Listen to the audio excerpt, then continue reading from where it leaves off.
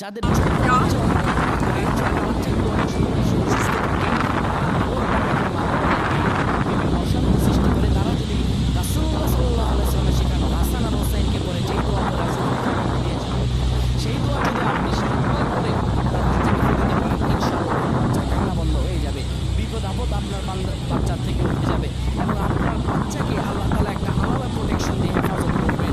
আল্লাহ তাআলা খাস রহম আপনার বাচ্চার উপর দান করবেন ইনশাআল্লাহ।